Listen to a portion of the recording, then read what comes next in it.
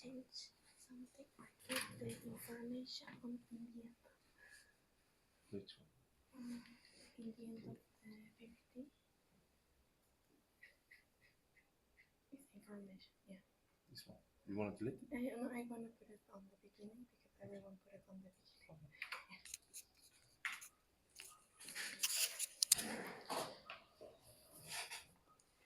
Okay, today I'm going to present about the research of an approach for assessment of CO2 leakage using mechanics modeling, CO2 injection in deep saline aquifer of Lithuanian basin in presence of fault and fractures. This is the paper information. It was posted on the journal Advancing Carbon Capture, Utilization and Storage on 2024. Is made of Shankar Lal Dangi, Shruti Malik, and all these authors. And well, this one is more focused on the CO2 storage and models, and also about the faults and fractures in the Lithuanian basin. The contents are for the introduction, methodology, results, and conclusions. On the introduction, we have this research background. First, we need to understand that CO2 leakage risk in faulted saline aquifers. CO2 storage in the saline aquifers is a key strategy for carbon capture and storage.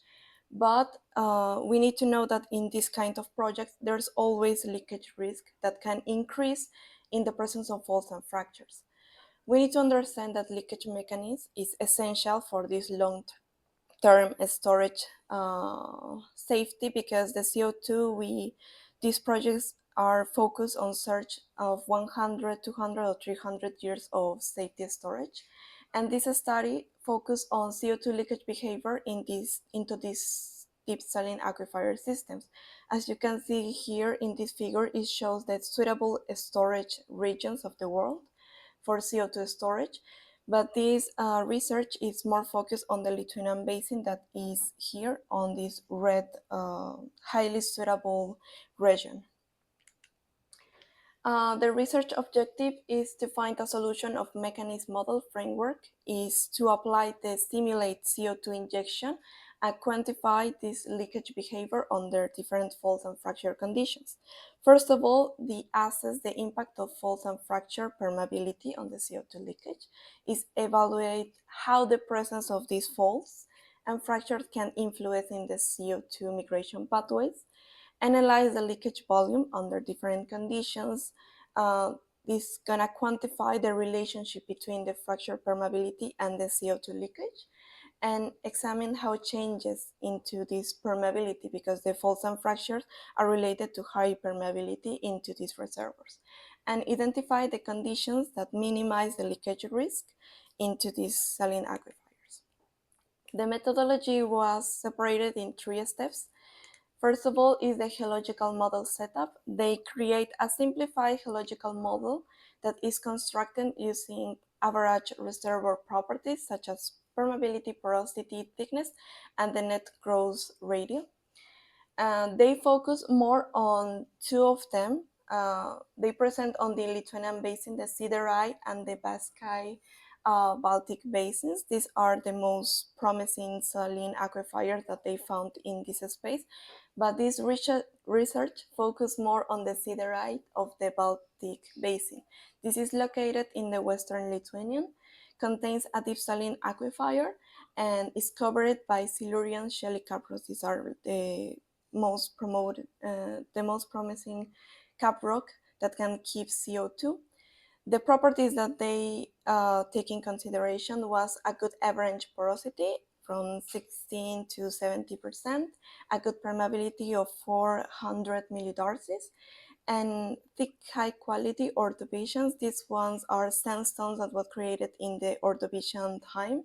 It's like 1 million years of creation on this Lithuanian basin. And net to gross ratio, this net to gross ratio is related to the volume that is available in the reservoir. In different types of aquifer, deep saline aquifers, they find gross. These are the thickness of the reservoir, and the net it means that what is the part that is useful into this reservoir. So in this case, it was for 0.75 of net to gross ratio. That it means that is a safe storage for the CO2. Second, they made a modeling process. As you can see here, they create a box model that, as you can see here, they create a top seal that will be the cap rock that is with less permeability. And the faults and fractures are these red ones.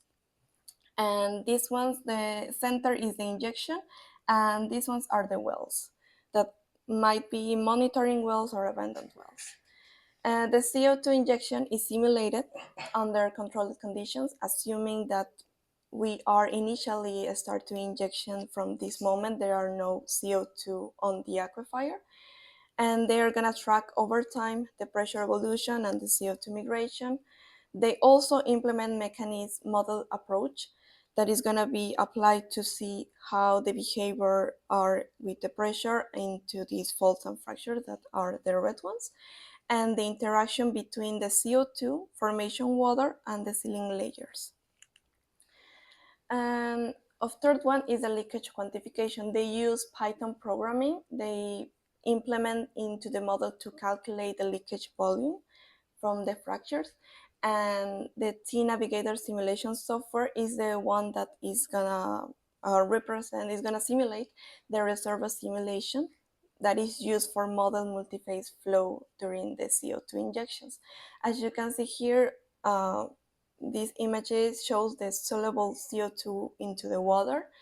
It have like this represent the solubility trapping over 100 years.